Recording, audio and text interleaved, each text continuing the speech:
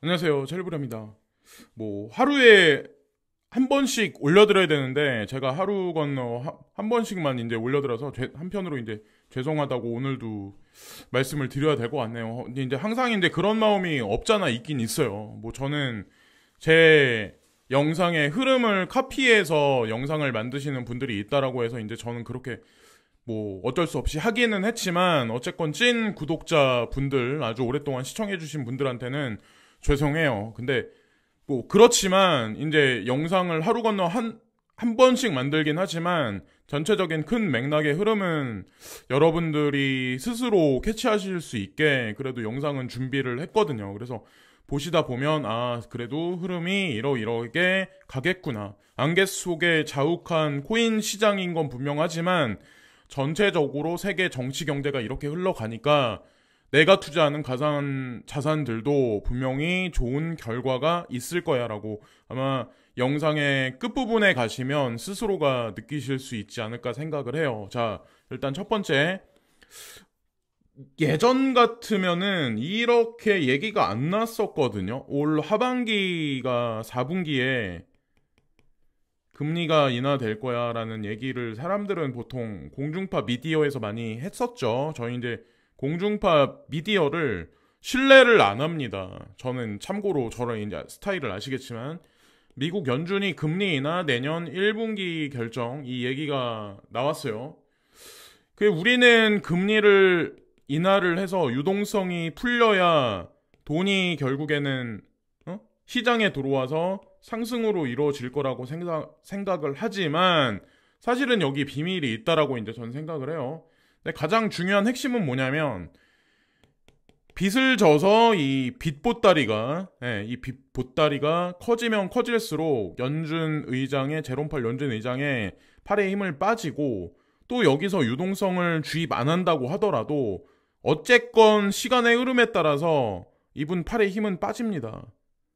결론은 제가 이거를 요즘에 계속 이 사진을 가져오는 이유가 다 이유가 있는 거예요. 금리를 인상해도 문제, 금리를 인하해도 문제가 생깁니다. 다만 중요한 건 금리를 동결을 하면 시간 끌기는 할 수 있어요. 그러나 연준의 명목화폐 시스템은 결국엔 무너질 수밖에 없다. 전 세계 중앙은행들이 전부 다 마찬가지 어떤 그런 환경으로 저는 들어갈 거라고 저는 생각하거든요. 미국 연준뿐만 아니라. 그래서 그들이 특히나 이제 G7을 필두로 한 선진국들보다는 중국을 필두로 한 개발도상국이나 아니면 그런 국가들이 왜 CBDC에 관해서 더 앞장서서 하는지 아마 아실 수가 있을 거예요. 여기는 G7에는 기축통화국들이 대거 포진돼 있잖아요. 그렇기 때문에 가상자산 수용에 관해서 조금 이제 후행해서 움직이는 거고 중국을 필두로 한 개발도상국이나 이런 국가들이 오히려 선도적으로 좀 후면에서는 좀 움직이는 게 아닐까라는 생각을 합니다. 그리고 미국 당국자가 한미일 정상회담서 어쩌고저쩌고 얘기가 있었죠. 이번에 G7 회담이 있으면서. 근데 이거는 됐고 뭐가 중요하냐면 여기 보세요. 중국, 러시아 설득해 우크라이나 전쟁 끝내는데 더 역할하기를 바래. 이걸 누가 얘기했냐면 이번에 G7 정상회의에서 이 얘기가 나왔어요. G7에서 본인들이 해야지 왜 중국을 앞세워서 이거를 해결해 라고 얘기를 하는지 이 의미를 보시면은 지금 현재 전 세계 경찰 국가가 어느 쪽으로 될 확률이 높은지 글로벌리스트가 과연 어떤 생각을 하고 있는지 이 문장 하나를 보면 알 수가 있습니다. 공중파 미디어를 100% 신뢰하면 뒤통수를 항상 맞아요. 고위 당국자는 중국이 러시아를 설득해 우크라이나 전쟁을 끝내는데 더 역할하기를 바란다고 얘기를 했다. 고위 누군가가 이 얘기를 했대요. 자, 어쨌건 G7에서 이 의제가 나온 거예요. 제가 만들어낸 얘기가 아니라 G7 정상들이 우크라이나에 대한 강력한 지지 의지를 표명한 것을 중국이 보기 바란다면서 시진핑 중국 국가주석이 영향력을 활용해 푸틴에게 전쟁을 중단하도록 권장하기를 희망한다라고 얘기했다. 여러분들은 이걸 보시면서 어떤 생각을 하시나요? 제가 지나가기 전에 이제 한마디 말씀드리고 싶은데, 보세요. 이 짐 로저스, 세계 뭐 3대 투자자라고 하는 짐 로저스라는 분인데, 이분은 아주 예전부터 중국의 부상과 달러의 미래는 없을 거야, 달러의 종말에 관해서 경고를 계속 해왔던 사람이거든요. 2015년, 16년부터. 저는 2018년부터 이제 유튜브를 했기 때문에 그때서부터 저도 이제 비슷한 발언을 했었고 욕을 상당히 많이 먹었죠. 조선족 취급 받으면서. 근데 지금 시간에 흘러서 지금 뭐 2023년이 되니까 이게 지금 현실화되고 있는 와중이고, 2027년이 되면 윤곽이 드러날 거고 2030년이 되면 결론이 지어질 거라고 이제 전 생각을 하는데, 뭐 그쵸, 사람들이 바라보는 시각 자체가 점점 이제 바뀌어가고 있죠. 그래서 중국이 뭐 부상을 하면서 위에나가 뭐 기축통화 어쩌저쩌고 얘기가 나오지만 사실 이거는 아닙니다. 위에나가 기축이 중요한 게 아니라 중국은 브릭스 국가 중에 하나잖아요. 근데 그들이 공동통화를 만들어내죠. 그게 탈달러화를 만들어내는 트리거 포인트가 될 확률이 상당히 높습니다. 그리고 거기서 중심이 중국이라는 거죠. 그러니까 문제의 핵심을 이분법 논리로 뭐 중국이 부상하면 뭐 위에나가 어떻게 돼서 탈달러화가 진행된다, 그냥 위안과 그냥 달러를 이분법으로 그냥 여기에다 이걸 붙여서 달러와 위안을 이렇게 그냥 이분법 논리로 붙이는데 이건 아니라는 거죠. 예. 이렇게 해석하면 여기에 통수가 있어요. 젤런스키 모디 인도 총리에게 우크라이나 평화 공식 참여 제안, 모디 사태 해결을 위해 최선을 다할 것 얘기. 예전 같으면은 인도를 가지고 이런 식의 얘기를 안 했겠죠. 근데 젤런스키가 왜 인도 모디 총리한테 이런, 예전보다 인도라는 나라의 위상이 많이 높아졌다는 거죠. 참고로 이제 브릭스 보시면은 브라질, 러시아, 인디아, 그리고 차이나, 사우스 아프리카 해서 요 앞글자 이니셜문 따서 이 브릭스라는 요게 만들어졌죠. 요 단어가 만들어졌는데, 보시면은 제가 좀 전에 이제 말씀드린 부분이 위에나를 필두로 해서 CIPS가 움직이는 건 사실이지만 이게 기축이 되는 게 아니라 결국에는 올 8월 달인가 브릭스에서 공동통화를 만들어낼 거야. 그 개별적인 요소가 CIPS, 러시아 SPFS, 그리고 인도의 SF, MS, 요런 것들이 뭉쳐져서 XRP의 스위프트 2.0이 구현되는 거죠. 실은 위에나만 개별적으로 탈달러화를 진행시키는 게 아니라 거기다가 중요한 건 브릭스 5개국에 플러스 19개국이 참가를 합니다. 중요한 건 G7의 경제 성장이 확장돼서 여기에 중심축을 이루는 게 아니라 브릭스와 19개국의 개발도상국의 경제가 지하자원이나 에너지 자원을 필두로 해서 이 공동통화의 위상이 더 높아지면 높아질수록 달러화의 인덱스는 세계 무역 경제에서 2030년까지 감소를 합니다. 여기서 핵심 요소는 스위프트 2.0입니다. 이 논리를 가지고, 이 코어를 가지고 XRP 소송이 어쩌네 저쩌네 이런 거에 치우치지 마시라고 제가 지나가는 김에 이제 말씀을 드리는 거예요. 그리고 또 하나, 에너지의 중요성이 위상이 높아질 수밖에 없는 이유가 왜 그러냐면, 아마 이런 거 많이 보셨을 거예요. 라니뇨 그리고 엘니뇨 현상이 극심화될 거야. 기상이변이라는 얘기죠. 한마디로 홍수와 가뭄이 교차해서 이루어지는 거예요. 홍수가 난다, 곡물 자원의 수확량이 감소한다. 그럼 가뭄이다, 그러면 이게 물 부족이 되면은 수확량이 감소하죠. 물이 적재적소에 내려야 수확량이 늘어나는데 지금 전 세계 모든 국가의 곡물 자원 수확량이 감소를 합니다. 자, 이거랑 이제 오페크 플러스와 브릭스 국가에 관한 거를 이제 같이 매칭해서 보시면 되고, 버크셔가 보세요. 옥시덴탈 주식 2억 달러 추가 매수, 보유 지분 25%. 버크셔 해서웨이는 이미 워렌 버핏은 알고 있는 거예요.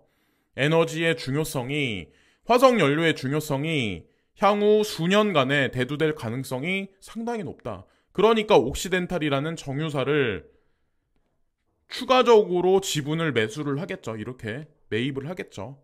자, 이거랑 코인 시장이랑 무슨 관련이 있냐? 사실 이제 관련이 있죠. 탈달러화를 진행시키려면 오페크 플러스와 브릭스가 강성해서 스위프트 2.0이 구현이 돼야 됩니다. 네. 그거랑 요 에너지랑, 자, 그러면은 에너지를 근간으로 한 이 오페크 플러스의 위상이 높아지면 높아질수록, 자, 근데 그럴 확률이 이것만 매칭시켜도 거기에 이제 정답이 보인다는 거죠. 그래서 어쨌건 공중파 미디어는 공산당이 뭐 푸틴이 어떻게 되고 뭐 사우디는 이제 뭐 미국의 뒤통수를 쳤기 때문에 어떻게 된다라고 얘기를 하지만 사실은 오히려 이들 국가들이 더 강성할 가능성이 높아요. 저는 참고로 공산주의를 좋아하진 않아요. 근데 객관적인 흐름상 전 세계 기상 이변이나 기후 환경이 이들한테 더 유리하게 지금 돌아가고 있는 현재 상황이기 때문에 저는 그냥 흐름을 갖고 말씀드리는 겁니다. 네. 어쨌건 그래요. G7한테 유리한 환경으로 지금 돌아가는 게, 거기다가 더 재미난 뉴스가 뭐냐면 1970년대 개발, 정확히 1978년에 이 F-16이라는 전투기가 개발이 됐습니다. 근데 이거를 이번에 러시아, 우크라이나 분쟁에 투입을 한대요. 지금 와서. 그것도 웃긴 게. 그리고 진짜 전략 무기는 잘 쓰지도 않아요. 이 분쟁에. 재래식 무기, 고철더미 이런 것만 러시아도 보내고 우크라이나 배후에 있는 나토군도 본인들이 쓰지 않는 무기만 보냅니다. 그래서 많은 피해를 우크라이나 국민들이 봤는데 이런 뉴스 하나가 얼마나 개인들을 무식한 인간들로 취급을 하면 이런 뉴스가 그냥 버젓이 나올까. 그리고 이런 뉴스를 보고 사람들은 어떤 반응을 할까. 이것도 참 흥미로운 점이라고 저는 생각을 해요. 참고로 이제 6월 1일 날부터 개인들이 가상자산을 사고 팔 수가 있죠. 홍콩이라는 지역을 통해서. 그리고 참고로 중국 사람들이 홍콩에 가서 계좌를 만들 수가 있어요. 5월달 정도에 지금 현재. 그리고 중국은 지금 금리를 인하를 점진적으로 하고 있는 추세입니다. 자, 이 뉴스랑 같이 매칭을 시켜보면 거기에 사실 정답이 있어요. 홍콩 고객을 위한 전용 가상자산 서비스 시작을 합니다. 비트맥스. 자, 그러니까 본격적으로 이제 가상자산 라이센스를 받은 거래소들과 받지 못한 거래소들이 양분돼서 6월 1일 날부터 이제 움직인다는 의미예요. 그리고 도이치 디지털 자산, 여기 최초의 다중자산 암호화 ETP로 암호화 ETP 범위 확대. ETP는 ETF 되기 바로 직전. 네.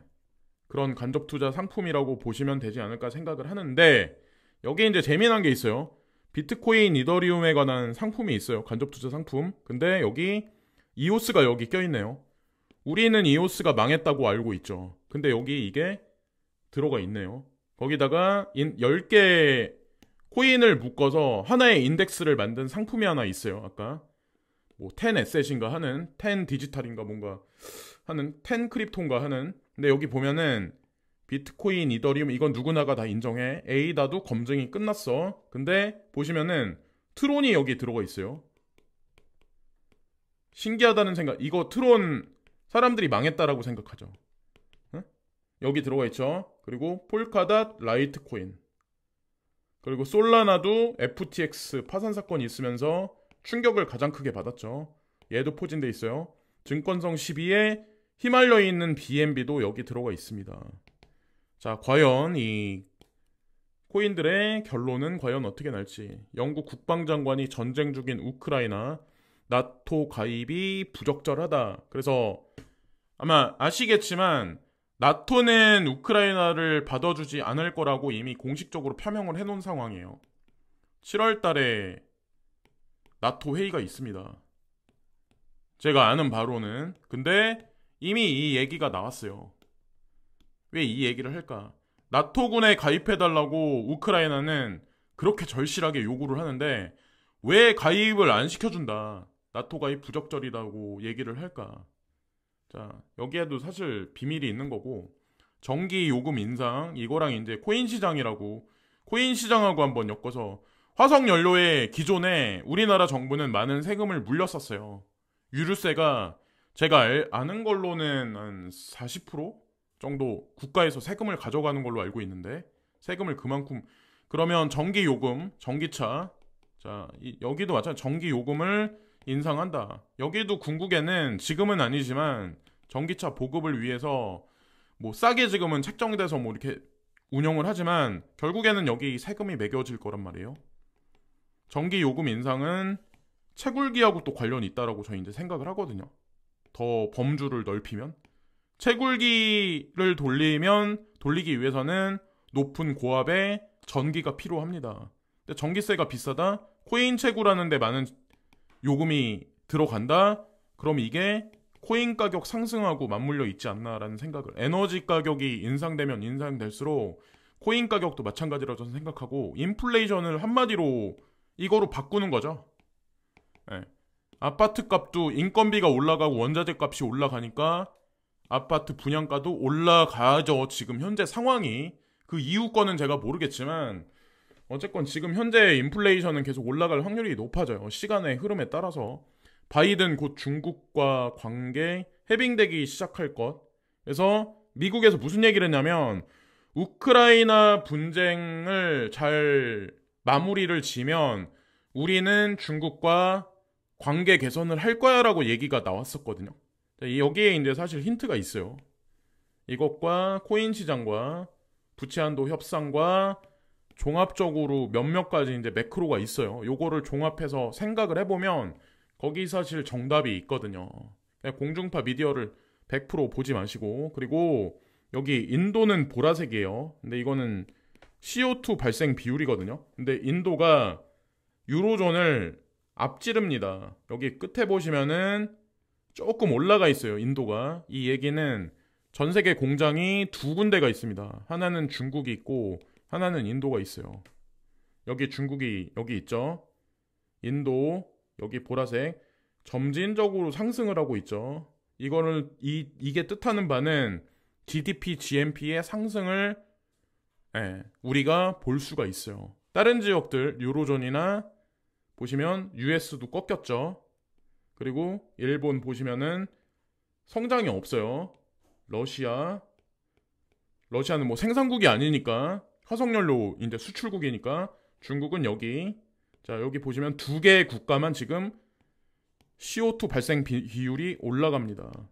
자 아직까지 우리 인류는 화석연료를 사용할 수밖에 없어요. 사람들이 이제 친환경 뭐라고 얘기를 하지만 거기까지 가려면 아직 시간이 훨씬 더 많이 필요합니다. 자, 이것도 중요한 의미가 있어요. 그리고 지캐시 에이식 마이너를 출시를 했다. 여기도 이제 사실 의미가 있는 거고, 비트메인이 전기가스 요금 1년 새 30%. 자, 이러면은 오페크 플러스의 위상이 올라가지 않을까요? 오페크 플러스의 위상? 브릭스와? 자, 이들은 어쨌든 탈달러화를 외치는 집단입니다. 두 개 대표적인 집단들. 큰 흐름상에, 그리고 리튬 가격 5월에 53% 급등, 리튬주 다시 주목. 중국이라는 나라가 리튬에 관해서, 그리고 브릭스라는 국가가 리튬에 관해서 어느 정도 지금 확보를 해놨는지 그거를 한번 보시면 이것도 탈달러화랑 연결돼 있어요. 자, 많은 매크로적인 요소가 사실 이들한테 유리하게 지금 작용을 하고 있죠. 4차 산업혁명 쪽으로 가면서. 우리가 생각하는 상식적인 선을 벗어나고 있는 그 결과가 서서히 지금 나타나고 있는 상황인데, 어쨌건 코인 시장한테는 좋은 거예요. 탈달러화가 진행되면 진행될수록. 그래서 오늘 여기까지 말씀드리면서 방송을 마치겠습니다. 그래서 오늘 내용이 좀 복잡할 수도 있는데 어떤 분들한테는 그냥 저는 코인 시장을 항상 예전서부터 이제 접근할 때 무슨 코인이 좋아요 막 이게 아니라 그냥 전체적인 흐름이나 맥락을 보시면 거기에 사실 정답이 숨어 있거든요. 탈달러가 진행된다고? 말도 안 돼. 이게 아니라 실제로 곡물 시장이나 아니면 이 천연자원, 지하자원의 위상이 올라가고 가격이 올라가면 올라갈수록 이 오페크 플러스와 브릭스 국가의 위상은 높아질 수밖에 없습니다. 그게 스위프트 2.0을 더 팽창시킬 확률이 높고, 그래서 XRP의 어떤 그 결론도 이미 전 나 있다고 저는 생각을 해요. 자, 여기까지 말씀드리면서 오늘 방송을 마치겠습니다. 감사합니다.